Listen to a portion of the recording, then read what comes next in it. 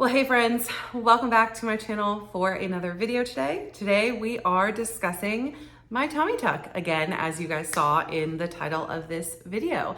It has officially been 8 weeks, almost 2 months since I had my tummy tuck, and I could not be happier with the results.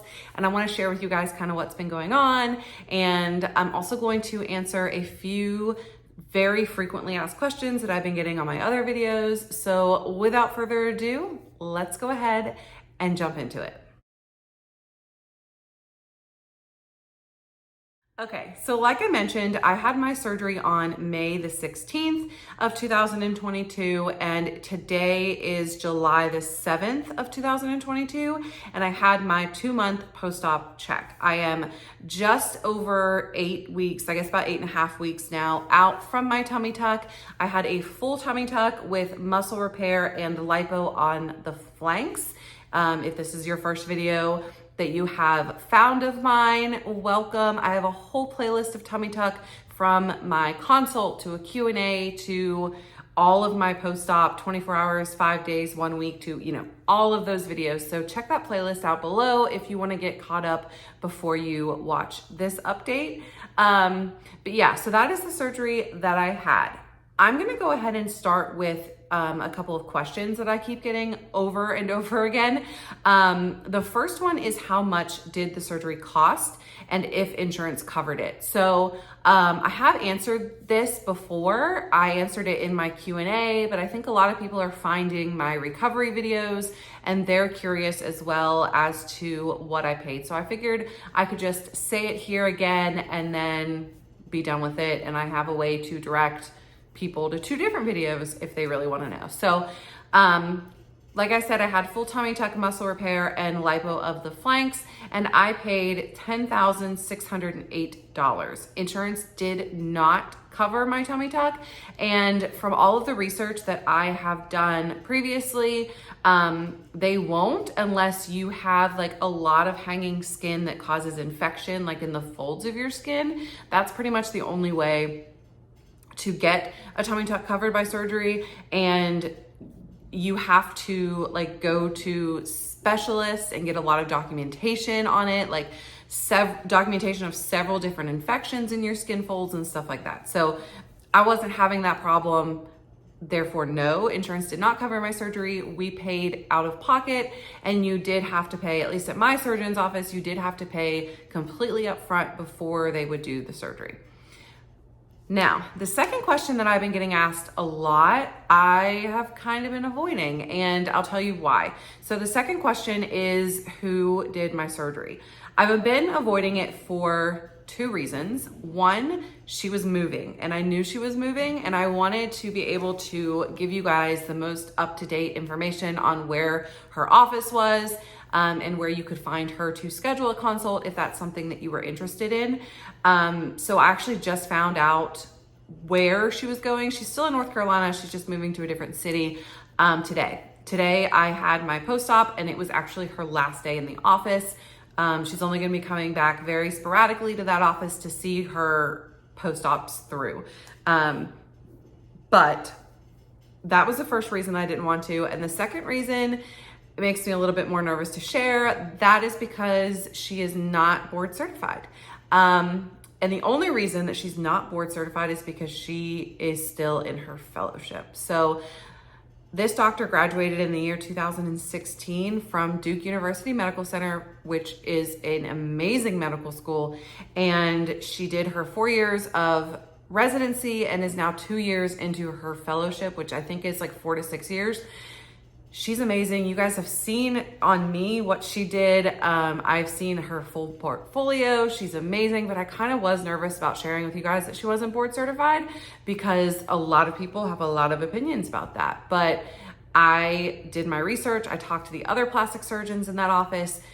They were all so comfortable with her and believed in her, and that made me believe in her. And I'm glad that I used her because my tummy tuck is looking fab, if I do say so myself. So with all that being said, her name is Dr. Heather Levites. It's Levites, and she is going to be located now going forward in Chapel Hill, North Carolina, which is where the Tar Heels play. If you are a basketball fan, people kind of know where you're talking about when you say Tar Heels. So that is where she's going to be going forward. If you research her right now, it's probably going to tell you HKB plastic surgery, which is where she was, but she's not there anymore. So don't try calling and making a consult there because she's not there. So yeah, there you go. My doctor's information and how much I paid. I keep getting asked those questions, so I thought I would just plug them up front and everybody would know the answer.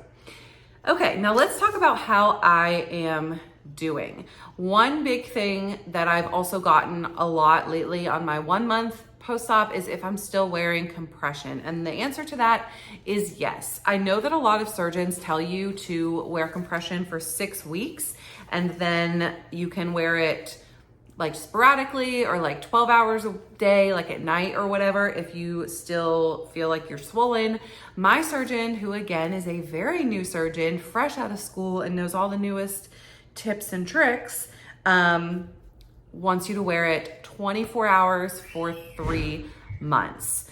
And a kid just slammed the door. I apologize about that. But so I wear it 24 hours a day. I am not wearing the wrap style one anymore that I was in my previous video because as the swelling has gone down, that one has just become more and more uncomfortable for me. So what I ended up doing is I bought, this is the black one that I showed you guys in the last couple of videos. This is the Shaper X one. This one is a size large and I wear this one at night to provide a little bit more compression, especially around my like hip area. And then I wear an extra large of this same one during the day and I actually have it on now. So that's just how I rotate them and I wash them a lot because I only have 2. I have 1 large, 1 extra large, but I don't want to buy more. I'm about 8 weeks in. And then after 3 months, she said that some people still wear compression at night, that it just makes them feel better and more secure and all that. So I don't know. We'll talk about that when we get there. But right now, 24 hours a day, large at night, extra large during the day. I still am doing the scar cream, the same one that I showed you guys in my last video. And I think that's really it as far as like what I'm continuously doing. I'm no longer having to sleep elevated. I do think that I slept elevated a lot longer than other people do. I slept elevated until the 6-week mark, not in a recliner, but on the wedge pillow that I showed you guys in my, I think it was the 2-week update. I showed the wedge pillow. I slept on that for 6 weeks. And really that was because if I tried to lay flat, like after week 4-ish, it just would pull. And like if I laid on my side, it would feel like pulling, you know, gravity going down or whatever. And it just was a little bit uncomfortable. So I put the wedge pillow back on my bed and I slept on it until 6 weeks. And at this point, I pretty much can sleep flat, roll over in the middle of the night without worrying that something's gonna do something it shouldn't do, you know, all of that. So I am sleeping flat, but I did sleep elevated for about 6 weeks. I think they tell you anywhere from 3 to 6 weeks. As far as exercise goes, I actually just got the clearance to start exercising today. She likes you to wait 8 weeks. So I am going to be starting slow with some walking and walk runs, stuff like that, just to get me back into it because I haven't worked out since before my surgery. Probably early May was the last time that I, like, especially the last time that I went out on like a 5-mile run. It's been since like April or May. So I need to ease myself back into it. Let's see what else of the major things. I no longer have any back pain. I am fully standing up straight. I'm pretty much 100% back to normal. I can move as quickly and as, you know, easily as I used to. I don't feel like I am constricted in any way when I move. So yeah, that's pretty much the main update. I'm feeling pretty much 100% back to normal. Now, am I still swollen? Yes. And I noticed first thing in the morning that when I'm, you know, freshly out of the bed, went to the bathroom and I look in the mirror, she says that that is going to be the stomach that eventually I will see most of the time. I'm usually very flat and very toned first thing in the morning. Like I have a lot of definition in my upper abdomen, especially. And then throughout the day, I swell a little bit more. And I usually swell at the bottom half of, like from my belly button down to the top of my pubic bone is where I get the most swelling throughout the day. So if you look at me like in the evening, you know, from the side, I probably have a little like hump there. Oh, one thing I want to talk about that my sister thinks I'm crazy for is that I now can tell when my bladder's full by looking in the mirror. And I think that like people that always had a flat stomach, you're going to be like, well, duh. Before I would look in the mirror, you know, I'd go in the bathroom and have to go pee and I'd look in the mirror and my stomach looked the same. I never really could tell when my stomach bloated or when my bladder was full or any of that stuff, never, because I had all that fat and skin there. And now it is so fun to like, I know this sounds crazy, but like go in the bathroom and look in the mirror and see the little hump above my pubic bone and then go pee and it's gone. Am I crazy? Maybe, but I've never, I mean, maybe when I was a kid, like a young teenager, but since then, I've never experienced that. So I think it's pretty cool. She says it also, I mean, I haven't paid attention to this, but she's like, yeah, if you have to go number 2, it does it. If you eat a big meal and go look in the mirror, I'm like, oh, the things skinny people have been able to see in their stomach their whole life. Anyway, so that is something fun. I really have been enjoying that. I know that sounds crazy, but I've really been enjoying that. So I do swell throughout the day still, and I notice it most in my lower abdomen and then a little bit in my hips. One final thing I think that I wanted to talk about before I show you sort of what my stomach is looking like is what she said today about everything. So she said that I still have a residual, probably 25 to 30% of swelling, and it can be sometimes throughout the day, like up to 50, 60%. And that just sort of gradually goes away until the like 6-month mark. But at 2 months, you know, like where I am now, she said, you're starting to see, you know, like I said, when you look in the morning, wake up in the morning, look in the mirror, that is sort of what it's going to look like eventually, the shape that your stomach will be and all of that. I asked her about the fact that I think my hips are a little, swollen or wider than I thought that they were going to end up being, but she said, and this makes total sense, I've never had a waist before. So I've never had a clear transition from my waist to my hips. It was just sort of fat and flat, you know, or fat. So now I do have that, and I think that is taking me some time getting used to, which I think, you know, it is what it is. I've never had it before. So to me, it looks odd, but she says that that's what it's supposed to look like. So there's that. I'll kind of show you what I mean when I show you my stomach.